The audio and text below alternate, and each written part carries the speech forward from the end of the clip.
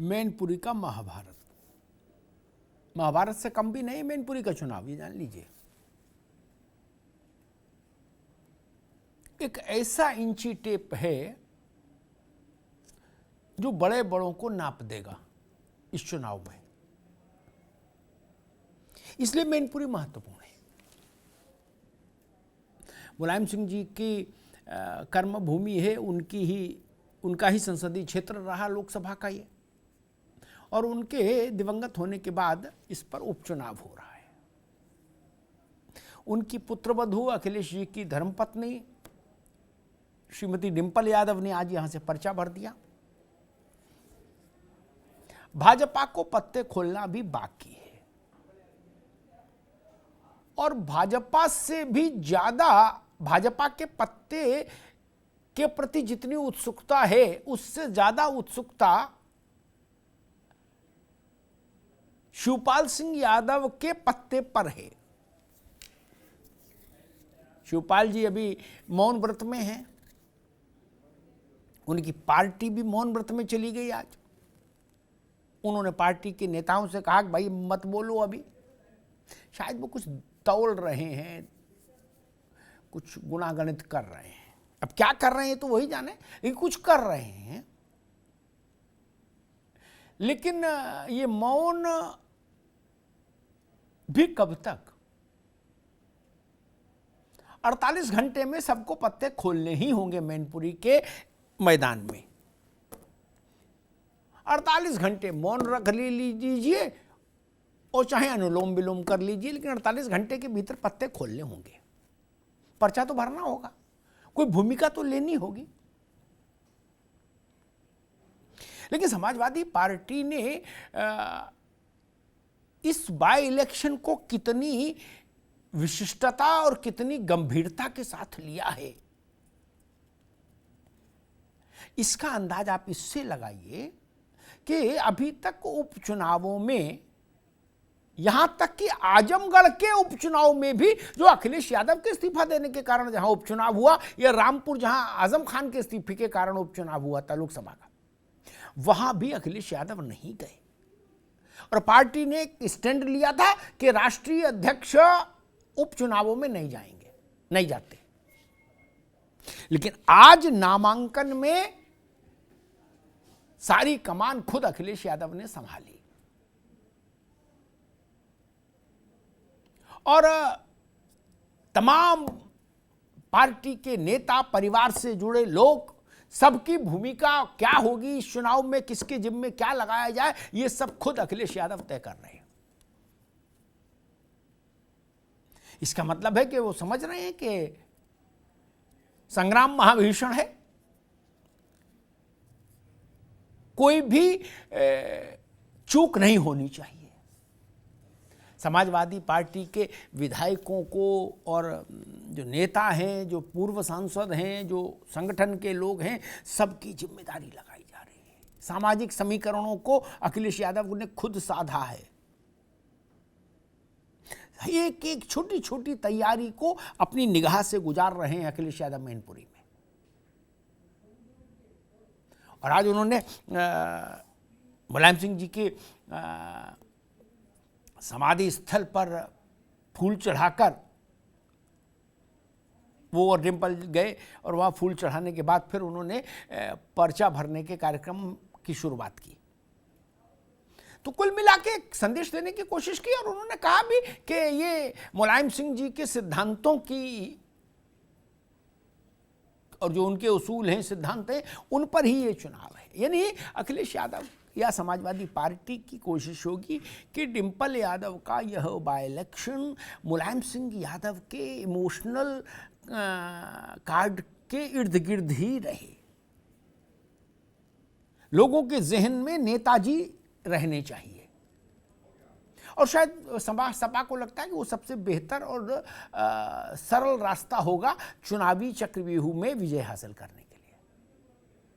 कर पाएंगी नहीं कर पाएंगी भविष्य जाने, लेकिन वो मुलायम सिंह यादव के चेहरे को समाजवादी पार्टी हर क्षण, हर मोड़ पर सामने रखेगी इस बाय इलेक्शन में। यादव और शाक्य दो बड़ी बिरादरी हैं जिनका यहाँ वर्चस्व है। डिम्पल के प्रस्तावकों में आलोक शाक्य हैं जिनको मैनपुरी का जिला अध्यक्ष बनाया गया, एक यादव को हटाकर। उनके प्रस्तावकों में तेज प्रताप हैं जो यहाँ से सांसद रहे, मुलायम सिंह जी के प्रतिनिधि के तौर पर देखे जाते थे। उनके प्रस्तावकों में एक हाशमी साहब हैं, मुस्लिम चेहरा। तो सारे समीकरण साधने की सपा ने कोशिश की है, लेकिन आज सुबह रामगोपाल यादव ने कहा था कि शिवपाल यादव से भी कहा गया है कि वो नामांकन में रहें और डिम्पल की उम्मीदवारी शिवपाल की जानकारी में उनसे पूछकर तय की गई। इसके बाद भी शिवपाल यादव नामांकन में नहीं थे। ये पेच बड़ा है और इस पेच पर बहुत कुछ निर्भर करेगा। बीजेपी मानकर चल रही है कि उत्तर प्रदेश में जो परंपरागत गढ़ थे, अमेठी, फिरोजाबाद, कन्नौज, आजमगढ़, रामपुर लोकसभा, ये सब ध्वस्त हो गए। अब मैनपुरी एक गढ़ बचा है, तो उसकी कोशिश होगी कि इस गढ़ को भी ध्वस्त किया जाए। और समाजवादी पार्टी की कोशिश ये होगी कि मुलायम सिंह के नाम पर इस चुनाव को टिकाए रखा जाए और एक सिंपैथी वेव के जरिए एक बड़ी विक्ट्री के साथ समाजवादी पार्टी आगे जाए। शिवपाल जी इन दोनों के बीच में कहाँ खड़े होंगे, ये मुझे लगता है अभी 48 घंटे हम लोगों को इंतजार करना होगा। मैक्सिमम 48 घंटे के भीतर हो जाएगा क्लियर वो कहाँ खड़े हैं। और मेरे ख्याल से शायद ये आखिरी चुनाव होगा जिसमें शिवपाल जी कहाँ खड़े हैं इसके बारे में सबकी इतनी उत्सुकता है। उसके बाद के जो चुनाव रहेंगे उनमें शायद इतनी उत्सुकता फिर नहीं रहेगी लोगों की। रामगोपाल जी ने कहा कि डिम्पल की उम्मीदवारी शिवपाल यादव की सहमति से तय हुई। एक दूसरी बात उन्होंने कही कि उनको भी कहा गया कि वो नॉमिनेशन में रहें। अगर उम्मीदवारी सहमति से हुई तो नॉमिनेशन में रहना चाहिए था एक, और अगर सहमति से हुई तो फिर ये सांप सीढ़ी क्यों खेली जा रही है, छुपम छुपाई, कि शिवपाल जी ने प्रवक्ताओं से कहा कि आप मत बोलना, अभी 24 घंटे चुप रहो। कड़ा दो, नरम दो, गरम दो, ठंडा दो, बहुत समय तक ये पत्ता हाथ में नहीं रहेगा। ये बात शिवपाल यादव को समझ लेनी पड़ेगी। मैंने कहा शैलेंद्र जी, शिवपाल यादव के संदर्भ में अभी जो दिख रहा, बाकी तो हरि अनंत हरि कथा अनंता, जितनी व्यग्रता उत्तर प्रदेश भर के राजनेताओं की समझने में है कि शिवपाल क्या करेंगे, हैं, ऐसी व्यग्रता वाला उनके लिए शायद ये आखिरी चुनाव होगा शिवपाल जी का। बाकी फिर कहीं चुनाव हो, शिवपाल जी की पार्टी लड़े नहीं लड़े, वो लड़े नहीं लड़े, बहुत इंटरेस्ट नहीं होगा लोगों का। उनके भी कुर्ते की जेब में एक ही बार ये कार्ड आया है। सुबह, ये अभी के पहले मैं सुबह वाले बयान की चर्चा कर रहा हूं। सुबह 8:30 बजे रामगोपाल यादव ने बयान दिया, ये बोला कि शिवपाल यादव से पूछ के फैसला किया डिम्पल को लड़ाने का, एक, और दूसरा उनसे भी कहा कि नॉमिनेशन में रहो। सुबह 8:30 बजे बात पब्लिक डोमेन में आ गई और अब बज रहा है शाम का 5:15। अब तक खंडन तो किया नहीं शिवपाल यादव ने। ऐसा तो नहीं सो रहे अभी जगेंगे रात में, ऐसा तो है नहीं कि सुबह 8:30 बजे से सोए और अब तक सोते जा रहे हैं। खंडन करना चाहिए था, नहीं तो जब तक खंडन नहीं करते तब तक रामगोपाल यादव की बात मानी जानी चाहिए। जो लोग ये कोशिश करते हैं कि मोटरसाइकिल, कार, ऊंट और घोड़ा चारों की सवारी एक साथ कर लें, उनके लिए कई बार मुश्किल हो जाती है। कोई एक सवारी चुन लो, घोड़ा चला पाओ घोड़ा में बैठ जाओ, ऊंट चला पाओ ऊंट में बैठ जाओ, मोटरसाइकिल चलाने की हैसियत मोटरसाइकिल में, कार चला पाओ कार में बैठ जाओ, नहीं अन्यथा फिर बाद में पैदल ही चलना पड़ता बाबू, साइकिल सवारी सब गायब हो जाती है। ऐसा मेरा अपना अनुभव है। बाकी तो ठीक ही ठीक है। आपकी पार्टी ने सबसे पहले उम्मीदवार घोषित किया मैनपुरी में, जबकि लोग मान रहे थे कि पूरब से मैनपुरी तक ओम प्रकाश भाई कहाँ आएंगे, लेकिन आप सबसे पहले आए और सारा गुणा गणित करके वहीं दफ्तर खोल दिया, फीता काटा, लड्डू बांटे और कैंडिडेट भी खड़ा कर दिया। लोग चौंक रहे, करे भाई मैनपुरी से राजभर जी का इतना प्रेम क्यों? इतना आसान पहचान होती तो फिर टीवी के जरिए सबकी पहचान नहीं बन गई होती। ऐसा भी नहीं करो यार, 85 साल लग जाते तब कहीं पहचान बनती बाबू। अभी आप लोग कितने चुनाव देखे हो? 50 साल कल्याण सिंह संघर्ष किए तो भाजपा पैदा हुई उत्तर प्रदेश में। पता है मुलायम सिंह 50 साल संघर्ष किए तो समाजवादी पार्टी पैदा हो पाई। 1 2 4 10 दिन में होता है कि यहां चुनाव लड़ लिया, वहां चुनाव लड़ लिया, हो गया। अच्छी बात है, लड़ना चाहिए, लेकिन इतना भी अभी भारत की राजनीति मैगी नहीं हुई कि 2 मिनट में बन जाए। ये रोटी दाल है, इसमें तो फिर समय लगेगा। सबसे बड़ा सवाल 5 में से 2 विधायक भाजपा के, 3 आपके। टेक्निकली क्या 3 विधायक साथ क्यों नहीं थे नॉमिनेशन में? होना चाहिए इतना। इससे बड़ा नॉमिनेशन तो नहीं हो सकता कि डिंपल जी का पर्चा भरा जाए, राष्ट्रीय अध्यक्ष खुद मौजूद हो डिस्ट्रिक्ट मजिस्ट्रेट के ऑफिस में। अभी तक तो किसी बाई इलेक्शन में अखिलेश जी निकले ही नहीं। पहला है जब वो निकले हैं, और निकले हैं और सारी कमान अपने हाथ में ली। तब भी एक विधायक अनुपस्थित। मेहंदी साहब, एक सवाल मेरे जहन में आ गया। आपने इतनी बड़ी लकीर खींची कि अगर आप जीते तो हम ये मान लेंगे कि भाजपा दिल्ली से भी जाएगी और सब जगह से जाएगी, जहां जहां भी बैठी है। ठीक, इबारत लिख गई, मान लेंगे आपकी बात अक्षरशः। लेकिन एक सामान्य सवाल खड़ा होता है इसमें, एक सप्लीमेंट्री, कि अगर मान लो ऐसा नहीं हुआ और ये भाजपा वाले जीत गए मैनपुरी, है ना, तो फिर ये मान लें कि फिर समाजवादी पार्टी गई सब जगह से जहां भी है, प्रधानी तक का मामला खत्म। नहीं फिर देखा, दोनों नहीं, कड़वा मीठा दोनों एक साथ तो नहीं चलेगा।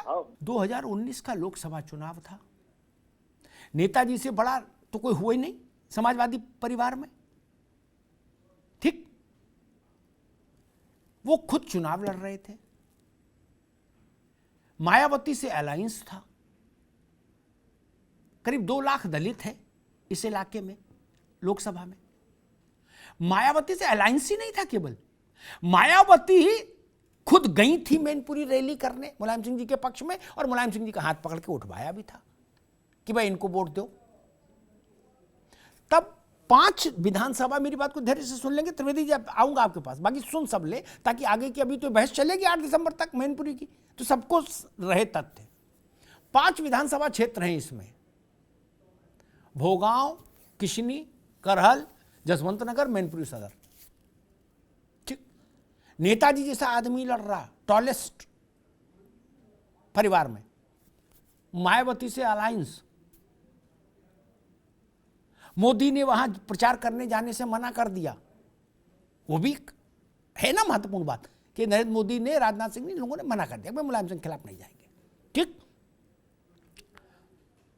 तब नेताजी 92,000 से जीते हैं, अगर मैं सही स्मरण कर रहा हूं, 92,000, और उसमें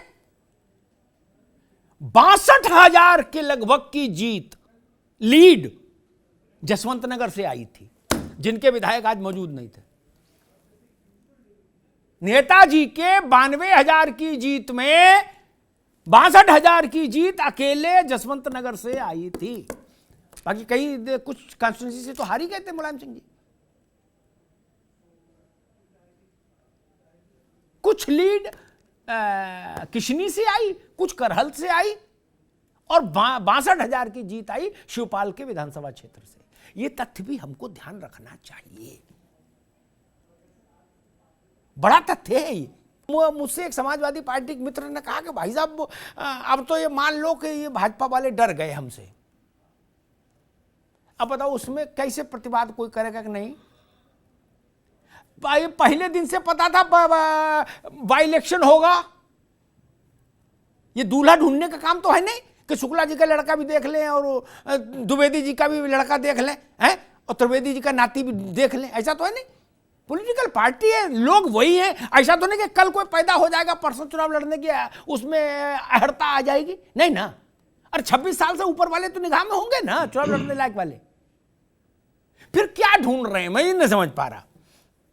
फिर भाजपा क्या ढूंढ रही? इन बातों का कोई अर्थ नहीं होता। अभी नहीं मेहंदी साहब कि एएनआई का माइक जहां दिखा वहां कह दिया कि हम जीतेंगे, ये हम दावे से कह सकते हैं। नहीं, दावा किसी का कोई मतलब नहीं रखता। दावा तो 8 तारीख को जनता बताएगी। मैं ये समझना चाह रहा हूं बीजेपी क्या ढूंढ रही है, और जो उसको आज ढूंढ रही है वो पहले ढूंढ के क्यों नहीं रखा?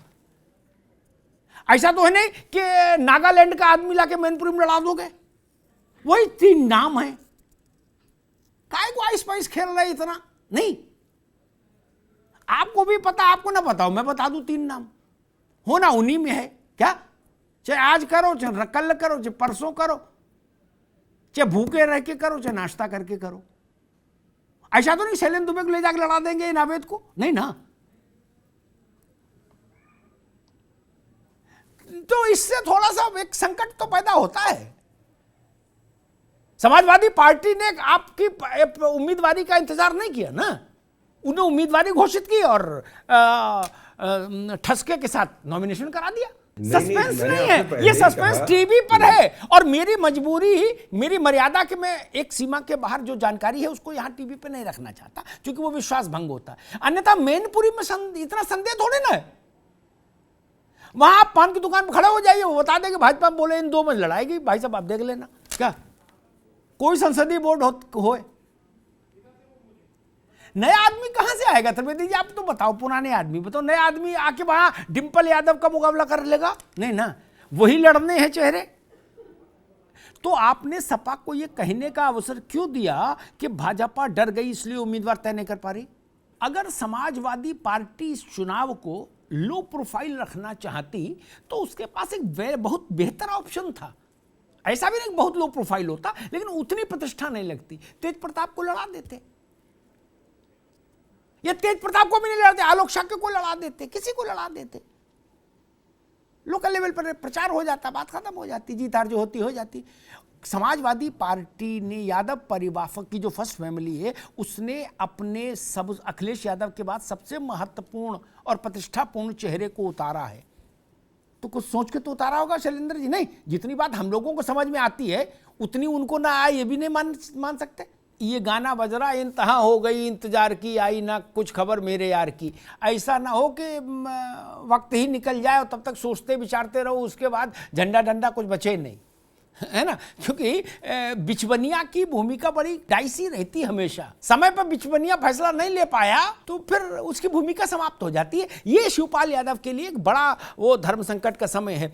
उमेश यादव जी, एक धारणा ये बनी कि भैया बीजेपी के साथ जो नेतराम की कचौड़ी और जलेबी खाने का कार्यक्रम चला ओम प्रकाश भाई का, इनसे जब तलाक हुआ आपका सपा वालों से, ठीक, तो उसका माना गया कि भाई आपने अपनी तरफ से एक गुडविल जेस्चर दिया, एक सद्भावना का कार्ड रखा कि भाई देखो हम आपके लिए मैनपुरी तक में एक आदमी खड़ा कर दिए हैं। होता है ना, क्योंकि चुनाव केवल 2 लोग, एक साथ सुन लो बाबू, चुनाव 2 लोग नहीं लड़ते। जो 20 उम्मीदवार होते हैं जिनको लोग मानते हैं किसी लायक नहीं है, वो भी 1000 2 हजार 4 वोट खराब करते हैं। चुनाव उनसे भी प्रभावित होता है नहीं, और उनकी उसकी कीमत होती है। कहीं जलेबी है, कहीं समोसा है, कहीं कचौड़ी है, कहीं रसमलाई है, लेकिन कीमत है, इससे कौन इनकार कर सकता है। ओवैसी जी तेलंगाना में चुनाव नहीं लड़ते, लेकिन बाकी बिहार में लड़ते हैं, तो यूं ही तो नहीं लड़ते।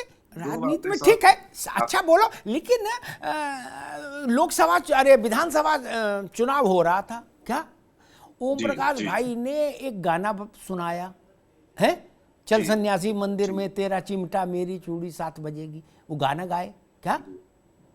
बोले भैया देख लेना रिजल्ट, क्या ठीक है ना, हुआ जाया कुछ नहीं। एक बात सुन लो भाई, हुआ जाया कुछ नहीं। और अभी आपको इम्तिहान इसलिए देना है, अभी तो आप शुरू किए नर्सरी में, अभी आपको इम्तिहान एक देना होगा जब अकेले पर्चा देने जाओ, उसका रिजल्ट देखना होगा, तब बात होगी। अभी एक बार आप बीजेपी के साथ खड़े थे, दूसरी बार अखिलेश यादव के साथ खड़े थे, तब 4 आए और 6 आए। लेकिन अनिल राजभर ये बात बताते हैं ना कि भाई अकेले जब जब लड़े ओम प्रकाश भाई तो हल्दी नहीं लगी, ये तो है ना। इसलिए चीजों को ध्यान में रखकर चलो, एकदम बहुत तो ऐसा नहीं कि क्रांति, सब लोग क्रांति नहीं करते ना, कुछ लोग क्रांति के सहायक भी हो सकते हैं। क्रांति करने के लिए बड़ी भूमिका चाहिए। ठीक है शैलेंद्र दुबे जी, ठीक है भैया, ठीक है, जितनी बात कह दी फैक्चुअली करेक्ट है, उसको गुनो। शैलेंद्र दुबे जी, आपको क्या लगता है कि शिवपाल जी क्या चाहते हैं? 2 ऑप्शन मेरी जानकारी थी कि शिवपाल यादव को बीजेपी के टिकट पर लड़े तो बीजेपी लड़ाने को तैयार, ठीक, एक प्रस्ताव था, उनकी अपनी हिचक रही होंगी। फिर चर्चा आई कि भाई ठीक है शिवपाल, या हम जो उम्मीदवार, जो शिवपाल बताएं वो उम्मीदवार बीजेपी दे दे, और उसके लिए लगे शिवपाल, और वो भी सार्वजनिक रूप से लगे। ये दो संभावनाओं पर अटकलें तैर रही हैं। बीजेपी कह रही है ये आखिरी शो है समाजवादी पार्टी का की फैमिली का, इसके बाद चुनाव में बड़ी भूमिका की स्थिति नहीं रहेगी सपा की। उन्होंने अभी लिखा, आपकी पार्टी के अधिकृत हैंडल ने, कि 2014 से 22 तक हम मुसलसल इसलिए हार रहे हैं क्योंकि हमें हराने का ठेका सुपारी बीएसपी ने ले ली है। तो जब आपने मान लिया कि जिसने सुपारी ली वो इतना ताकतवर है कि 14 से 22 तक आपको मुसलसल हरा रहा है, तो आप कैसे जीत जाएंगे? अभी ऐसा तो नहीं कि बसपा कहीं बाढ़ में बह गई, 20% की प्लेयर तो अब भी है। और अगर कोई ये कहे कि नहीं मायावती दिस दैट ब्ला ब्ला, तो मैं उनसे कह दूंगा कि भाई साहब, आग्रह करके, निवेदन करके मैनपुरी मायावती को लाया गया था। अगर मायावती के पास कुछ नहीं था सौदा, तो मैनपुरी काहे के लिए लाए थे लोकसभा चुनाव में? हाथ क्यों उठवाया था? और आप ही की पार्टी कह चुकी कि मायावती ने हमको हराने की सुपारी ले ली, इसलिए 14 से 22 तक हम लगातार हार रहे हैं। तो फिर भैया आगे कैसे जीतोगे? वही अगर कातिल है तो वो तो अभी भी है। तब मेहदी साहब ने कहा कि नेताजी सर्व समाज के व्यक्ति थे। ठीक बात है, बड़े राजनेताओं के प्रति मैं सम्मान का भाव रखता हूं, लेकिन ये सच है 19 के चुनाव में 2 असेंबली कॉन्स्टिट्यूएंसी समाजवादी पार्टी यानी नेताजी हारे थे। नवेश को जी, हाँ, मैनपुरी सदर और भोगांव। जब ज्योतिरादित्य सिंधिया भाजपाई नहीं हुए थे शैलेंद्र जी, तब उनको बीजेपी जानती थी कि भाई बड़ा नेता, इसको हराना बहुत सरल तो नहीं, राज परिवार का वारिस है। तो उनके का एक वो था कार्यकर्ता, उनके ऑफिस में काम करता था, देख रेख उनके पार्लियामेंट्री पार्टी ऑफिस का, क्या उसको सटा लिया बीजेपी ने, उसको नेता बना दिया, टिकट दे दिया। वो सब जानता था, खेल कांटा, हरा दिया सिंधिया जी को। तो मेरे ख्याल से जब बहुत बड़ा युद्ध लड़ना होता है तो बहुत बड़े अस्त्र की बजाय लोग कहते हैं उसी खेमे से ले आओ भैया कुछ और उसी को लड़ा दो। एक दौर आता है जब आप बच के नहीं खेल सकते, क्या आपको सार्वजनिक होना ही पड़ता है अपने अस्तित्व की रक्षा के लिए। सबके जीवन में वो दौर आता है। पर्दे के पीछे अब कुछ नहीं हो सकता शिवपाल जी के लिए ना, उनको घर के बाहर निकलना पड़ेगा, चौतरे पे होगा जो कुछ होगा, चौराहे पर, चौतरे पर। अब घर के अंदर से कुछ खेल नहीं हो सकता, वो दौर बीत गया। मैनपुरी का चुनाव, इसका जनादेश 2024 के चुनाव की पटकथा लिखेगा, ऐसा लग रहा है आपको? या मामला केवल इतना है कि मुलायम सिंह जी का जो परिवार है, अखिलेश जी का जो परिवार है, वो उसकी हैसियत पर एक टिप्पणी होगी मैनपुरी का रिजल्ट? या आप इसको इतना बड़ा मानते हो कि नहीं ये लोकसभा का पूरा वो तय कर देगा दशा दिशा? मैं इस बात से सहमत नहीं, उल्टी बात कह रहा हूं, सिरहाने को पैताना बता रहा हूं। मैं इस बात से कतई सहमत नहीं, राई रत्ती भर भी, कि मैनपुरी का नतीजा 2024 का रेफरेंडम होगा, उसका एक फोटो फिनिश होगी, उसका एक दिग्दर्शन कराएगा। कतई सहमत नहीं। इसके पक्ष में उदाहरण देता हूं। अब तो खैर कांग्रेस के बहुत ही बुरे दिन आ गए, कोरोना ही हो गया समझ लो पार्टी को यूपी में। लेकिन जब उतना बुरा नहीं था, लेकिन था कमजोर पार्टी, लेकिन उतनी बुरी नहीं थी, तो अमेठी रायबरेली जीतती थी, तो उससे लोकसभा में कोई फर्क पड़ा नहीं ना। 2 महत्वपूर्ण चुनाव क्षेत्र थे आपके पैतृक, जीत जाते, बात खत्म हो गई। अजीत सिंह बातों पर मान लो हारने लगे, अजीत भी सिंह हारे, फिर जयंत भी हार गए वहां से, लेकिन मान लो जब जीत भी लेते थे एक सीट बागपत की, तो उससे 24 का कुछ तय होता था नहीं ना। आजम खान रामपुर जीत लेते थे, 24 में तो कोई राय, लोकसभा में तो कोई फर्क ही नहीं पड़ता था, आओ चाहे इस्तीफा दे दो, ऐसा नहीं। हां, समाजवादी पार्टी के लिए और खास तौर पर परिवार की प्रतिष्ठा के लिए ये रेफरेंडम होगा। इस बात के अंतर को समझिए। 24 का इससे कोई लेना देना नहीं। मान लीजिए एक सीट मैनपुरी की सपा के नाम रिजर्व हो जाए तो भी 79 सीटों पर चुनाव है, तब इसलिए ऐसा विषय नहीं है। इसको इस ढंग के डाइल्यूट भी मैं नहीं कर सकता, ना इतना अतिवाद में जा सकता हूं। हां, समाजवादी पार्टी के लिए संकट है। अब जो न मानियो ब्रह्म सर तो महिमा मिटे अपार। आप मुलायम सिंह जी की पॉलिटिकल लीगेसी कैरी कर सकते हैं कि नहीं, ये इस पर फैसला है, 24 पे नहीं है।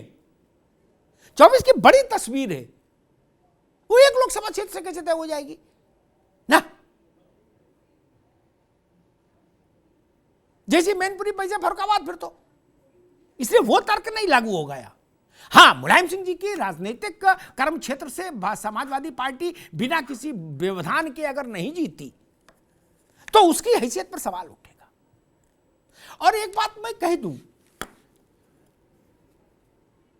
हमने कई बड़े लोगों को देखा है अपने पत्रकारी जीवन के तौर पर, उनसे मिलके उनके साथ पत्रकार का रिश्ता रख के देखा। चरण सिंह के वारिस थे अजीत सिंह जी।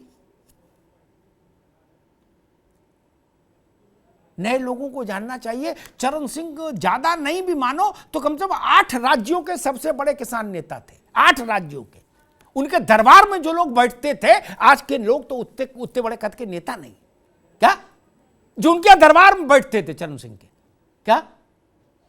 क्या स्थिति हुई, घटते घटते घटते घटते नैनो टेक्नोलॉजी हो गई।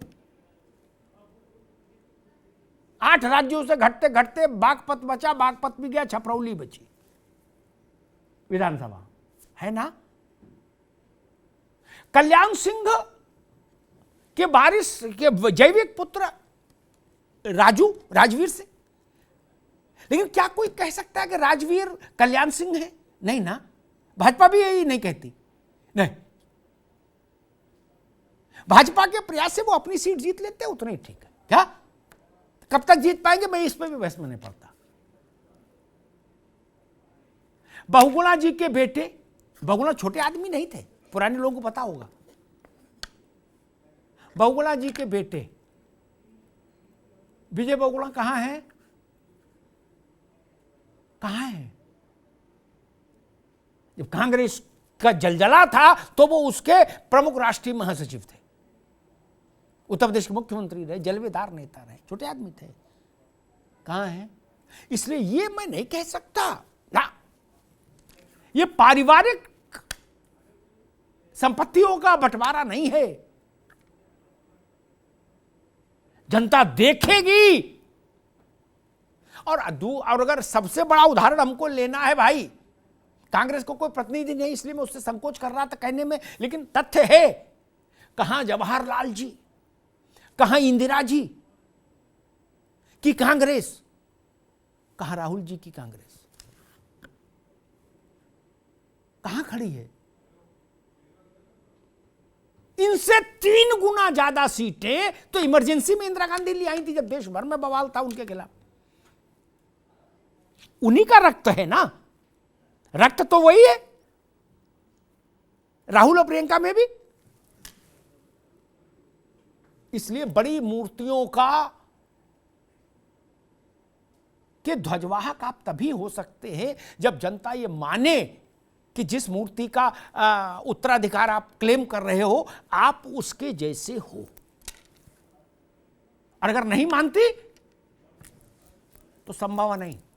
राजशेखर रेड्डी के पुत्र जगन रेड्डी को जरूर ट्रांसफर हुआ, एज इट इज। नावेद जी, इतनी ताकत के साथ सरकार बनाई जगन ने, बाकी किसी को नहीं हुआ। इसलिए ये बात समझ लीजिए। और एक बात मैं भाजपा के लिए जरूर कहूंगा, उसकी रणनीति है, ठीक है, निगोशिएशन चल रहे हैं, ठीक है, लड़ेगा कोई पूर्व सपा का ही आदमी आपकी टिकट पर, ऐसी भी अटकलें हैं, ठीक है सब। लेकिन भाजपा जितनी बड़ी पार्टी को समय के साथ प्रत्याशी घोषित करना चाहिए था, और कोई रहस्य रोमांच उसमें बहुत ज्यादा खींचना भी कई बार सवाल पैदा करता है, जो बात समाजवादी पार्टी कह रही है। जब मान लीजिए उन्होंने प्रत्याशी घोषित कर दिया तो अब तो रहस्य रोमांच कुछ रहा नहीं। अखिलेश यादव के पत्ते खोलने के बाद तो रहस्य रोमांच बचा नहीं, आधा खत्म हो गया, आधा आप भी खत्म कर देते, झंझट खत्म। लोगों से कहते भाई इतना लंबा टाइम नहीं देंगे सोचने का, जल्दी सोच के बताओ, या तो आओ या नहीं जाओ। शाक्य है, यादव है, सब आपके पास है, सबके टेलीफोन नंबर है। जो हिम्मत करे उसे कंधे पे हाथ रखते कहते चढ़ जा बेटा, आगे बढ़ जा। इसलिए मुझे लगता है कि वो भाजपा जिस बड़े बहुमत को उत्तर प्रदेश में और केंद्र में एंजॉय करती है, उसके लिए बहुत ज़्यादा वो करना कि नहीं जी अभी मीटिंग चल रही है, बात हो रही है जी, सही समय पे बताएंगे। और शिवपाल जी तो गजबे कर दिए, आज वो अपनी पार्टी के प्रवक्ताओं को भी मना कर दिए कि मत बोलना कोई। यानी कौन सी तंत्र साधना हो रही है, क्या सिद्ध करना चाहते हैं? अरे ऊंट की चोरी नहीं हो रही, चुनाव की राजनीति कैसे होती है? गुपचुप गुपचुप ना जी, 4 घंटे और पर्दे में रह लेंगे। पर्दा तो हटाना पड़ेगा ना, लड़ाई में तो आना पड़ेगा। यही लोकतंत्र है, पर्देदारी नहीं चलती। जनता की अदालत में तो हाजिरी माफ नहीं होती, अदालतों में हाजिरी माफ मिल जाती कि हमने हमारा वकील आएगा। जनता की अदालत में ऐसा नहीं होता, त्रिवेदी जी, नहीं होता ना। जनता की अदालत में हाजिरी माफी नहीं होती, जिसका संबंध है उसी को जाना पड़ेगा। अब तक शिवपाल जी को करना है, वो लड़ना चाहते हैं, लड़ाना चाहते हैं, कमल फूल धारण करना चाहते हैं, नहीं धारण करना चाहते हैं, इतने उनको करना है। लेकिन हाँ, मैनपुरी के संदर्भ में शिवपाल यादव की भूमिका जब तक स्पष्ट नहीं होगी तब तक सेंसेशन बना रहेगा, तब तक रहस्य और रोमांच का पुट बना रहेगा। धन्यवाद।